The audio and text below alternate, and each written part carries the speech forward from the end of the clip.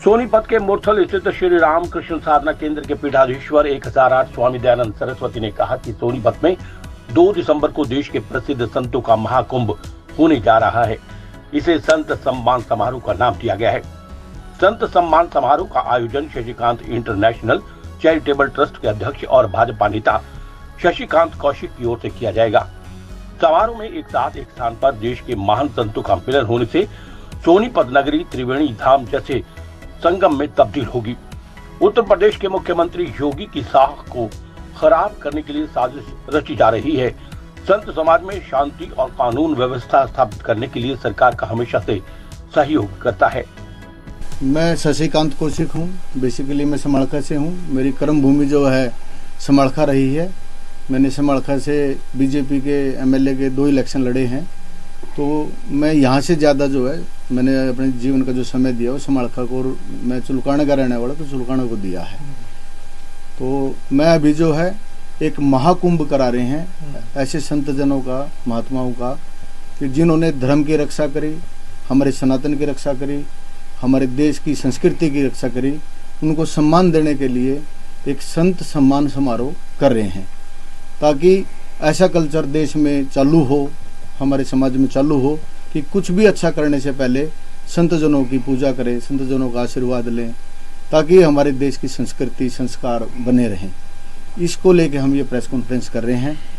हम आम जनमानस को या जो संस्कृति से जुड़ने वाले लोग हैं, जो संस्कार चाहते हैं, उन सबको निमंत्रण भी देना चाहेंगे कि जो संत जनों का आशीर्वाद लेना चाहें वो आप सब लोग निमंत्रित हैं। कब से कब तक?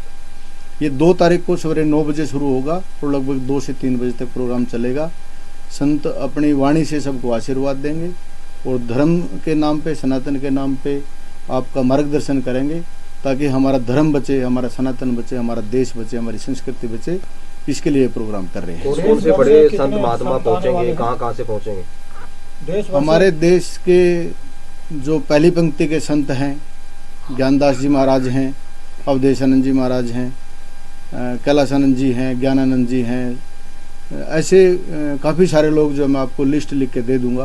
करीब 100-125 संत जो है वो पूरे देश से, वो देश के पूर्व से, पश्चिम से, उत्तर से, दक्षिण से, चारों दिशाओं से जो है पहली पंक्ति वाले जो संत है वो आके आप लोगों का मार्गदर्शन करेंगे। कहाँ पे किया जाएगा? ये यहीं पे आधा एकड़ ज़मीन बनती है। ये 1 कनाल के प्लॉट हैं, 4 प्लॉट हैं, तो चारों प्लॉटों में संत जनों को आशीर्वाद लेने के लिए यहीं व्यवस्था की गई है और भंडारे का आयोजन किया गया है। हरियाणा के मुख्यमंत्री भी शिरकत करेंगे इसमें? ये संत जनों की तरफ से निमंत्रण है, मेरी तरफ से निमंत्रण है। मैं कंफर्म नहीं कर पाऊंगा, लेकिन 5-7-8 मंत्री महोदय, 20-30 विधायक और विश्व हिंदू परिषद से बड़े दिनेश जी हैं, बड़े बड़े नाम हैं, मैक्सिमम लोग आएंगे। लेकिन किसी के बारे में भी जब कंफर्म नहीं हो रहा है तो मैं ऐसा नहीं बोल पाऊंगा कि भाई वो आएगा या नहीं आएगा। शशिकांत जी, इसका महत्व क्या है, मकसद क्या है? मकसद बड़ा खुले दिमाग से मैं बता रहा हूँ। हमारी संस्कृति बचे, हमारे संस्कार बचे, हमारा देश आगे बढ़े, सनातन को मजबूती मिले, इसके अलावा कोई मकसद नहीं है। शशिकांत जी के पवित्र आवास पे आए हुए सभी पत्रकार बंधुओं का स्वागत है और आप सबको जय श्री राम। जय श्री राम। 2 तारीख को जो संतों का महाकुंभ होने जा रहा है, जनवरी में प्रयाग में महाकुंभ है, और उससे पूर्व हरियाणा की पावन धरती पर शशिकांत जी से विचार विमर्श करने के बाद निर्णय हुआ कि केवल सोनीपत का ही सौभाग्य नहीं, अपितु पूरे हरियाणा का सौभाग्य है कि एक साथ इतने संतों का सबको दर्शन होगा और उनका आशीर्वाद मिलेगा, उनका मार्गदर्शन प्राप्त होगा। बहुत सारी समस्याएं हैं, उन समस्याओं का समय समय पर संतों की बैठक होती है, संत समिति बनी हुई है, विश्व हिंदू परिषद के माध्यम से इन सब बातों पर चर्चा होती है और इन सब विशेष, और अभी प्रयाग में भी एक बैठक होगी, धर्म संसद होगी और उसमें भी इस पर चर्चाएं होंगी। बांग्लादेश में घटनाएं क्या घट रही हैं, हमारी गवर्नमेंट क्या कर रही है, इस पर पूरा संत समाज मंथन करेगा। और रही संतों की बात कि बहुत सारे लोग इस भगवा वेश में, ये तो अनादिकाल से चला आ रहा है, जो भी कुछ हुआ है वो भगवा वेश में ही हुआ है और इस पर समाज की भी दृष्टि रहती है। समाज एक दर्पण है और समाज को पहचानने में देर नहीं लगती संतों को कि कौन संत कैसा है, देर सवेर उसकी पहचान हो ही जाती है।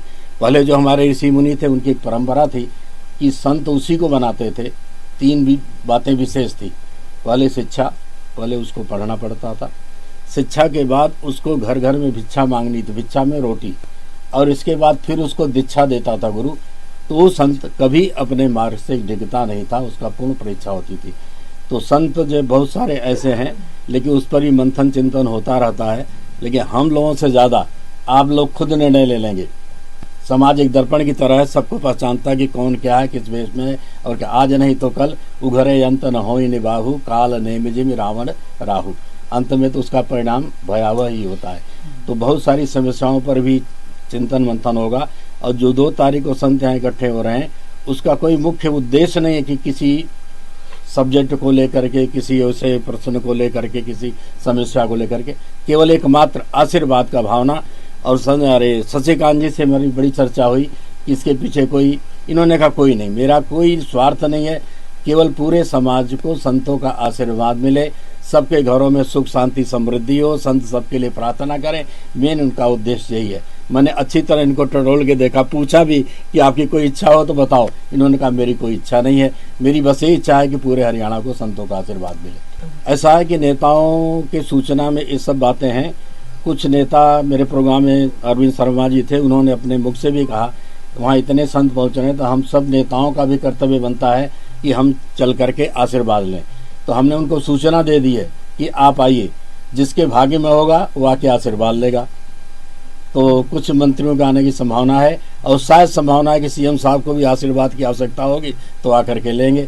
संत जो है किसी के पीछे नहीं है, संत तो उस व्यक्ति के पीछे है जो व्यक्ति हमारी सनातन संस्कृति की रक्षा। हमें पार्टी से कुछ लेना देना, किसी पार्टी का व्यक्ति अच्छा कार्य करता है तो हम उसको आशीर्वाद देने के लिए तैयार हैं। जो हमारे सनातन संस्कृति का, धर्म का रक्षक है, कोई भी हो, उसका हम सम्मान करते हैं। जो हमारे संविधान का सम्मान करे, हमारे हिंदू संस्कृति का सम्मान करे।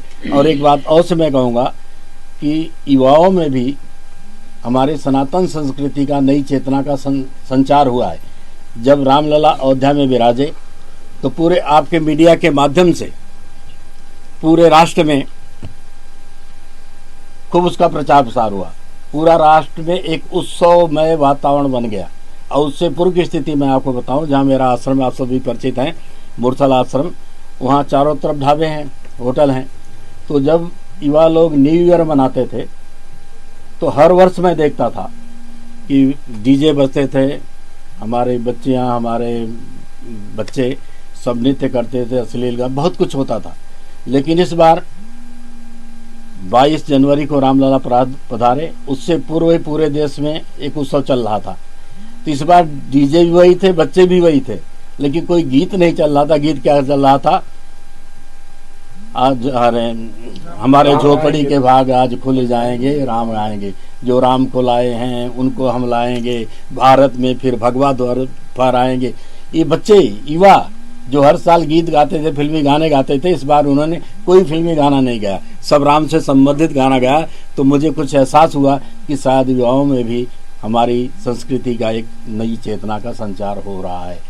ऐसा संभल में जो घटनाएं हुई, कुछ सरकार को बदनाम करने के लिए योगी जी बहुत अच्छा कार्य कर रहे हैं।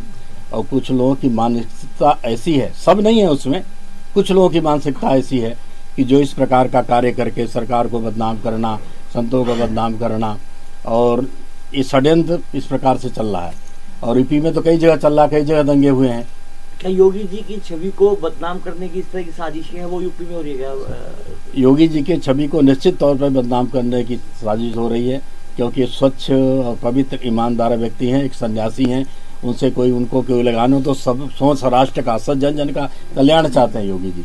नहीं, योगी जी को हम लोगों ने कोई सूचना नहीं दी है, लेकिन भविष्य में आप लोग चाहेंगे तो योगी जी भी सोनीपत में आ सकते हैं। स्वामी जी, संभल के बाद आज में जो शरीफ दरगाह है उसमें शिव मंदिर होने का दावा किया गया है। हाँ जी। कुछ पक्षकारों ने कोर्ट में जो है अर्जी दाखिल की, उसे मंजूर कर लिया गया। हाँ जी। लेकिन ओवैसी का एक ट्वीट सामने आया है जिसमें उन्होंने कहा है कि कोई 1991 का कोई नियम है जिसमें ऐसा नहीं किया जा सकता, और हिंदुत्व को बढ़ावा देने के लिए ऐसा किया जा रहा है, और संविधान और न्यायिक पालिका को ताक पे रखा जा रहा है। क्या प्रतिक्रिया? ऐसा है कि ये तो इसी उल्टा सीधा बोलते, वक्तव्य देते रहते हैं। उनका न किसी के संविधान से न कुछ को लेना देना नहीं। उन्होंने अपनी राजनीति चमकानी है, क्योंकि जितने लोग मुस्लिम नेता हुए हैं उनको ये पता है कि मुसलमान जो है रूढ़िवादी है और उस रूढ़वादियों का उन्होंने शोषण किया है। यदि उनको शिक्षा मिलती तो शायद मुसलमान भी हमारे संविधान से जुड़ते, संस्कृति से जुड़ते, अपने राष्ट्र के प्रति प्रेम रखते। किसी भी संत को किसी मुसलमान से कोई विरोध नहीं है। हमें उस मुसलमान से, यदि हिंदू भी ऐसा कार्य करता है तो हम तो उसका भी विरोध